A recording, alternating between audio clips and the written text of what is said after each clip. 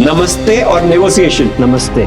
Namaste. 100% namaste. You just spoke about negotiation and hardball negotiation. Now you're talking about namaste. Yeah, Okay, great. Culture.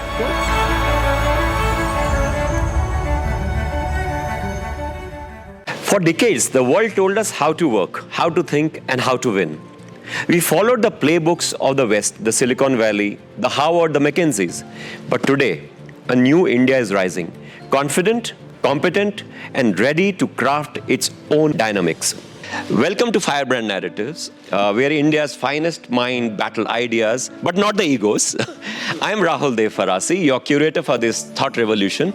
And this is Firebrand, where we are not discussing only ideas, but we are going to duel them. Today, we are going to explore two important questions that cut to the core of India's corporate soul. Should India dictate its own work culture instead of imitating the West? And second, is India too soft in global business negotiations? Joining me today are three powerhouse CEOs representing the new India. Mr. Rahul Dev Pharasi, entrepreneur, orator, and India brand curator, MD of Laureate Global and Taxna Digital, and permanent faculty of IIM Ahmedabad. Mr. Antony Cherukara, CEO of VST Tillers Tractors Limited, steering one of India's most respected agri-tech companies with innovation and foresight. Ms. Uma Reddy, President of FKCCI and a dynamic leader championing entrepreneurship, inclusivity, and the growth of MSMEs across Karnataka. Mr. Jacob Crasta, founder and chairman of CM Environments, a pioneering entrepreneur known for his inspiring journey and unwavering commitment to sustainable industry practices. We have been following Western management models, the Western audit systems, the Western yardsticks of measurement. Where in India, a country which gave the world zero, decimal. COVID happened, India's vaccine was there across the world. Okay. ISRO, which has created a record in launching 104 satellites across the world. Now in this new India, is it still relevant that we are following the older Western management models? I would say that India needs to do leaps and bounds of whatever it does. It's not about which practice you follow. It's not about what method you use. It's about scaling. It's about being productive. It is about being resilient. The mindfulness aspect, which the Western world is adopting from India. Yoga, for instance, which the Western world is adopting. You mentioned about yoga. I was talking to somebody about aerial yoga, right? Which actually originated from Shivaji Maharaj, right? The Malkham, which is now called aerial yoga. Great, it all came from India. The Google, you'll see some French person has invented aerial yoga. So that's a dichotomy which India is facing. Uma, your thoughts? So that's kind of the past. Okay, and now I think we are in the age of Viksit Bharat. We are talking about the 5 trillion economy that we are going to. So the dynamics have to change, right? We had been imitating the West, no doubt about it. Okay, and we have been trying to get into the frameworks that have already been set. I think there's come a time now where we have to get our own standards in. For example, recently, and I wear the hat of a small enterprise, and as an MSME, what I could say, Government of India came out with a new policy, the zero effect, zero defect. That was a quality policy. Now they're pushing hard for the MSMEs to ensure that they are Z qualified. Okay, so that should in future be the standard. Okay, so when India comes to the stage where we dictate our standards, and that's happening very recently again in regard to import of steel. If you don't have a BIS standard, you can't import steel. So that makes it that the international companies need to get BIS registered for them to, for us to import steel from other countries. Sure. And we have taken, say, to cross $1 trillion economy for, say, 40 years. And to cross another 1 trillion to another 20 years. And 60 years after independence, we had to cross only 2 trillion. But for the last 10 years, we have crossed 4.3 now trillion. It's a double up. How? Because we opened up. So that opening up will not shy away taking culture from the Western or technology. We were not getting the culture. And I'd like to add to that, that we did land on the dark side of the moon. and we were the first ones. Yeah, of course. Yeah. See, there A frugal economy, right? Yeah. And a frugal costs, I think. And I'm pleased to tell you, all the sensors of the Chandrayaan-3 were tested in the chamber which we supplied. Wow, that really calls for applause for sure. Yes, wonderful. Governments, of course, will come and go and they will have their policies. But I'm talking here of the industry because that is what we are representing here. Just an infrastructure which government is doing, that is not going to take India only to the Viksit Bharat. It's the mindset also. A very simple question. Okay, do we have something like a Indian management framework? We still take pride. Oh, you know what? I'm hiring BCG. Why not an Indian company? Let me answer your first bit about the Infosys, and they were the ones who started in the 90s, right? That was the time when Infosys and all that. So they still had that structure of a lot of dependence on the Western way of working, and they were bound on those norms. But take something like Zoho, which has just started. Yeah. The norms are very different. Zoho, when it started very recently, look at the way it's grown, look at the way it's scaled up. And their parameters are far different from what, so I don't think we can then compare. It is the present situation, the companies that are starting now, their norms and their way of working is far different from the earlier days. Probably in those days, if the same Zoho had started, they would have been considered aggressive. But now they know very well that it's more assertive in the way they are working. Something coming to my mind, there is a Japanese culture. When a worker starts at the factory in the morning, he bows to the machine, right? In reverence, right? And how would you describe the image of an Indian worker, which we can resonate I'll give with? an example for that. Yes. We go to nursery classes, small children. Nursery classes here in India, nursery classes in China or in Japan. The toys to be played for nursery classes, single person cannot play. 4 or 5 people join together, the toy has to be played. This is the culture. That means from the childhood, it is being taught in China and Japan that 4 or 5 people have to join and play. Whereas here, any toys, if it's MLA or MP's son or a daughter, he takes all the toys and people simply quiet. Single individual, not any type. So that has happened. Is that the right picture for an Indian worker? Yeah. No, so today's Indian worker, or the image is when you travel in rural India, somebody No, I'm not talking today. I'm talking about say 20 years back. No, I'm talking about today's image is when the rural youth sits in his paddy field after a day's work and playing with his phone on the internet, doing Google. That's the image of India. The image of India is UPI. The image of India is about digital payments. The image of India is about conquering COVID, which no other country could do so effectively as we did, and with about 1.4 billion population. I have this good say, when I talk about it, people talk about China plus one, for India. I say it's not China plus one. We are the plus one country. You come to us, you want to be plus, you come to India. We are the plus one country.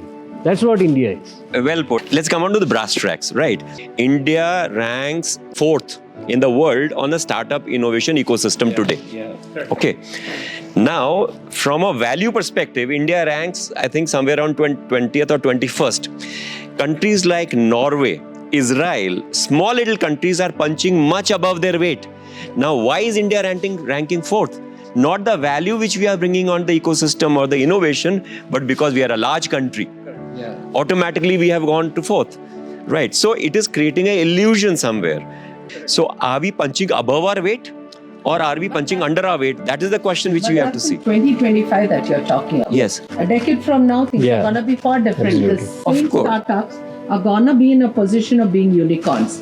The number of unicorns that are going to come out is going to be difficult for us to judge now. So I think we are on that path, and we are sooner or later going to reach. When you're talking unicorn, earlier unicorns used to happen in the boardroom. Or in the room. Today, unicorns happen in the colleges. All of you are CEOs, right? And you have experience a number of years behind you interacting with so many CEOs. Don't you think the Indian CEOs lack a sense of brand? The personal brand, showcasing themselves, because still in India, somewhere showcasing is confused with show off, and show off is a dirty word. Indian CEOs are representing Indian companies, and if the CEO, the top person, is shy of that branding, why will that person then take the company out for the global? Yeah, Rahul, the key here is it's not about the individual, it's about the company, right? One is, while you look at the West, you will see the individual is the company. If you take Virgin, for example, individual is the company, or you take Tesla, individual is the company. So that kind of branding is not probably happening in India, but it's evolving again. You can see founder promoters being the face of the company but I think what we really lack in India is the narrative, right? How are we pitching the narrative? How are we evolving on the narrative? And that is where the issue is. You all are wearing watches, right? I want to know which company watches are you wearing? It's an Indian brand or a foreign brand, right? Because then where is India's Samsung? Where is India's Nokia? Where is India's Ericsson? A huge country like India, I am not able to relate one consumer brand which is admired and loved across the world. And why should it not be? Why? Because not that we do not have capability. Please go ahead.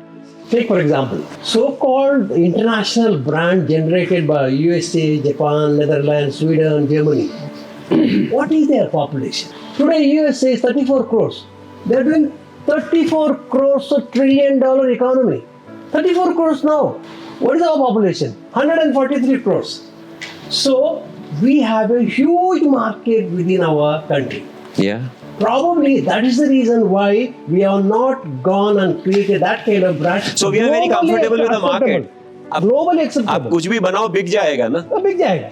It's as simple as that. That's So simple. then, so the huge space that we have in India should have been a platform to catapult us to the world stage. But we have Take become for very example, complacent with that take- stage. it is Yeah. like But a- can we take, it is Jacob, like can a we take necessity. comfort in that It it is is not necessary. required? No, I agree with you, but it is now changing. Yeah. Now it is changing. Yeah. The next era, that Because somewhere we are losing out in the world market. Absolutely. Next decade Okay. is going to be huge. I will- All this brand will die down. I will add to what Jacob is saying is, in terms of brands, India is evolving, and I'll give you an example of that. If you go to certain markets in Europe, take my own industry, India is one of the largest exporters of tractors in the world, right? We do almost a very, very large number of tractors to Europe. In most countries, an Indian company is either number 1, number 2, or number 3 in terms of numbers in Europe. Now, how has it evolved over a period of time? You had the European American brands at number 1 at a very high level of price positioning. Then you had the Korean brands or the Japanese brands at the second level of positioning. And the Indian brands came at the third level in terms of the price positioning. But that was about a decade back, right?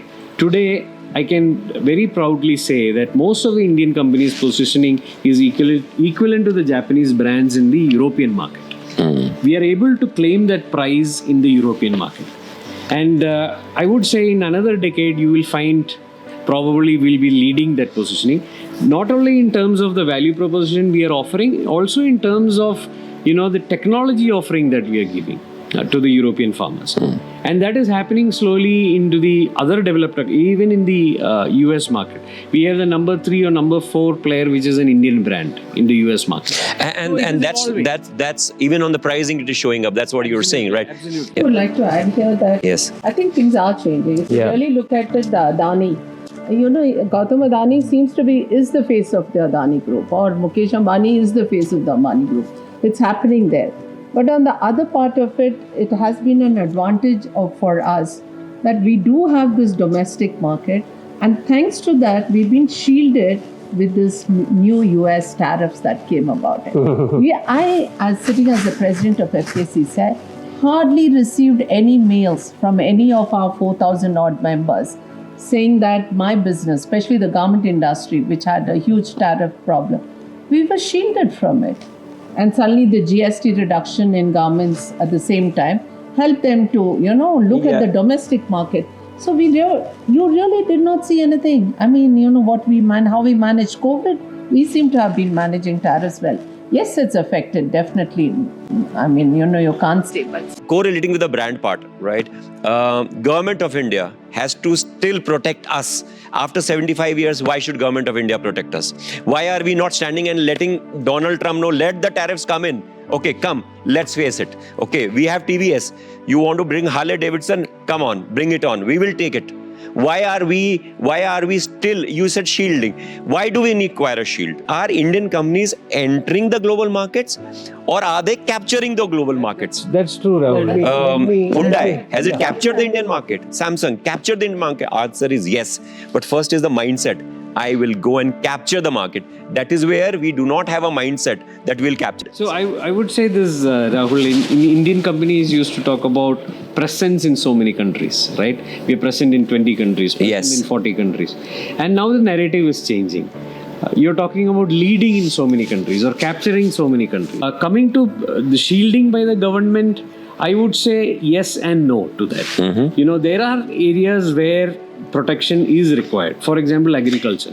We have small and marginal. That is not a debate, Anthony. That's not a debate. The debate is on where we don't require. I mean, let's not talk of agriculture. US can't dump their. Oh, agreed. And But believe me that the US farmer is also subsidized. no, fair. Very subsidized. So I don't want to talk about that area. I want to talk about where there is a parity. A couple of days back, you would have heard Minister for Commerce, Piyush Goyal. He's speaking about that I'm disappointed with Indian industry. I mean, with a lot of Indian entrepreneurs who are seeking protection. And why are we not going across and, why do we need protection after 75 years? These are his words. It's not about Indian industry can't face them. It is like, competing in the same street and somebody lowering the price. You're right. Why would you want to face that situation, right? Because I am competing against a Chinese and I don't have protection, but he has all the protection. How do I compete? It's not about, surviving. It's about competing. And if somebody has competitive advantages, protection from the government, as the Chinese does, why wouldn't the Indian industry don't want that? And what form of protection, that's up for debate. But then, is it a competitive advantage for a certain country? Yes, it is.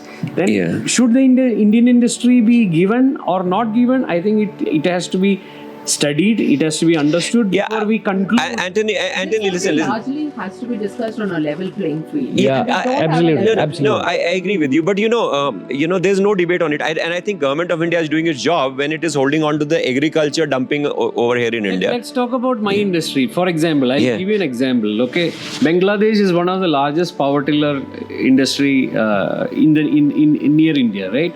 I manufacture tillers at a certain cost. 50% of that cost is what the Chinese is dumping into Bangladesh. There is no way you can make it, right? And how does it happen? Because it's subsidized. Anthony, what you're saying is that, we should play a hardball, but do we have the global leverage to dictate terms? Take a park, an industrial park in China. They have state-of-the-art facilities and Everything for available. all the small enterprises to work on. Plug and play. They have a plug-and-play operation. They have a testing lab. They have a prototyping lab. Come on, we don't have proper roads right now. Where are we talking about? The infrastructure woes. The freight costs are much higher thanks to traffic not being able to reach in a certain space. Our industrial parks in Bengaluru and in and around Bangalore are so bad. Where are we? So these are all additional costs. Our cost of power is high. Our cost of finance is still higher than China. So all After the these are land, costs there that is are no going to get onto the sanitation, product. So we no don't- water supply, So the no power point, supply. So The what point- I'm trying to say is that yes, you can't say we don't need shielding at all. We are not asking you, asking for something where there's an equal opportunity where all these are compared at the Level same playing level. field.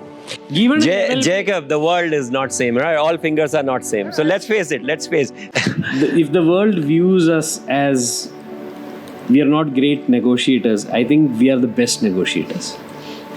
What I am trying to say is, if somebody makes it obvious that I am a great negotiator, believe me, he is not a good negotiator. Okay. So what I would say is, let the world think what they think. What is important is, are we growing our business across the globe? I think the answer is yes. Are we saying no to deals which are unfavorable? The answer is yes. Are we? Do you do that in your company? Have you refused? Absolutely, several of them. Don't say it so, we don't proclaim it to be so. If you look at an SME, we have so many of them. If they were not good negotiators, would they be around at all?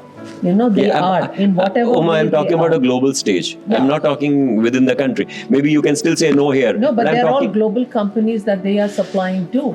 Okay. A multinational which is Well, a that's global that's company. that's good to know. I mean, because you are industry experts, of course. You know, I mean, if you feel that we are We hardball negotiators, still have possible. a long way to go, and I think it was in the recent past that we have seen our external affairs minister or a commerce minister actually showing their assertiveness, which I don't think we saw much. Yeah.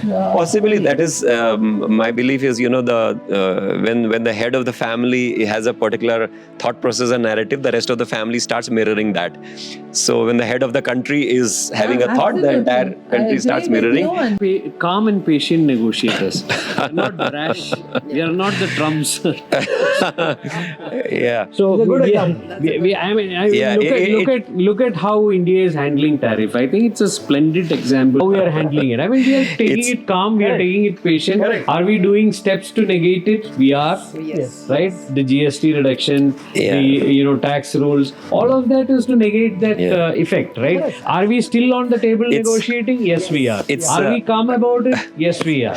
It's it's reminding me of how India was calmly buying the Russian crude. Absolutely, absolutely. I mean, I'm Without so- pop and show. I mean, Yeah, and and, absolutely. I mean, you don't have to be brash about it. I how- will keep buying my oil. how the Land Rover was acquired by Tata. Absolutely, quietly, Yes, quietly. absolutely. Great. I think. So we are quiet people, our- smart people, and cool people. Well, I think he has done the closing remarks. Here's a very quick rapid fire for all of you. Okay, please choose instinctively. Okay, not who you admire, but who you associate with New India. Are you all game for this? Okay, Yes. let's get on. Okay, jugaad or discipline?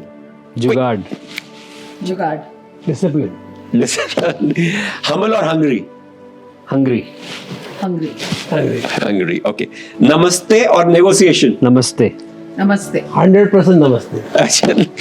You just spoke about negotiation and hardball negotiation. Now you're talking about namaste. Yeah. Okay, And great. the culture. Namaste is culture. Culture comes in. Okay, from you, tradition or transformation? Tradition. Transformation. Transformation. Okay, adjust or assert? Assert. Assert. Assert. Wow, great. Sounds good. Start with you. Harmony or hardline? Harmony. No. Harmony. Harmony or hardline? Common. Hardline. Okay. Guru or gladiator? Guru. Guru. Gladiator. Okay. Courtesy or competitiveness? Competitiveness. Competitiveness. Competitiveness. Wow. I think we should do a collation of all this and come out with some sort of a survey findings, right? Yeah. Okay. Azim Premji or Richard Branson? Asim Premji, of course. Azim Premji. Ajit Prem. Okay, Jai, because Indian. Yeah, absolutely. Okay. Absolutely. Homegrown. Bangalore. Okay. Yeah. Satya Nadella or Elon Musk? Nadella again. Nadella. Adela. Okay, now this one from you. Gandhi or Chanakya? Chanakya. Chanakya. Tough one. Chanakya. Uma, for you, from you, should Indian competence be respected or feared? Respected. Respected. Feared. Consensus or conviction? Conviction. Conviction. Conviction. Okay, I think you all can answer this together. Good brand or Firebrand? Do we have a choice? Firebrand. Okay, as it comes to an end, what does globally assertive India mean to you? I'll want all of you to answer this. What does globally assertive India mean to you? To me, it means India is +1. It also means how many countries we are capturing, how many countries we are not only capturing in terms of the market, in terms of the minds. What a Hyundai has done in India, or what an LG has done in India. How many of those things that we can do in other countries around the world. Okay, thank you. Yeah. What about you? Put it short, exponential growth. And I believe holistic growth, exponential and holistic growth as a country. That's what I look at. Since we are heading towards the Viksit Bharat 2047, our children or even grandchildren, when they get it to 2025, they should get their 45,000 per capita income and happy to live in India. Dollars, right? Dollar, sorry. Dollar. Yeah, if dollar remains by that time the world currency. Okay, thank you for your thoughts. My thought is very simple. We have been an emerging market for too long. I think India is no longer an emerging market. We are the market. Correct. Yeah. Simple. But thank you, Anthony. Thank you. It was pleasure Thank you. having you. Jacob, thank you, Umar. As I end, every leader must ask that, are you a firebrand shaping India's voice on the global table? Or are you a follower brand, politely waiting for your turn to speak? Because power doesn't always roar. Sometimes it speaks softly, but never apologetically. And that is something which we should keep in mind. The new India will not choose about the grace or the grit, but it is going to lead with both the grace and the grit. With that, I wind up this session of podcast. It's called, interestingly, it's called Firebrand Narratives, as you were talking, because we are trying to set up the narrative for the Firebrand India. So thank you all for your time. It was a pleasure connecting with all of you. Thank you, Rahul, and all the best, Firebrand. Yeah, thank you. Thank you very much, Thank you very much. Rahul. Thank you. And all the best to you. Thank you.